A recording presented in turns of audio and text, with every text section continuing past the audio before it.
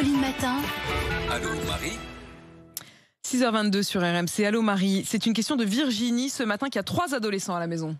Oui, elle veut les faire vacciner, mais son ex-mari ne veut pas du tout. Et donc, elle me demande si elle a des recours et si elle peut quand même décider toute seule de les faire vacciner. Alors, malheureusement pour Virginie, si elle veut vraiment vacciner ses enfants, il va falloir convaincre son ex. Ça peut paraître étonnant parce que c'est vrai que quand on va faire vacciner ses enfants avec les vaccins traditionnels, on va dire, le médecin se contente de l'accord d'un seul parent. D'ailleurs, le Code civil dit que chacun des parents est réputé agir avec l'accord de l'autre quand il fait un acte usuel.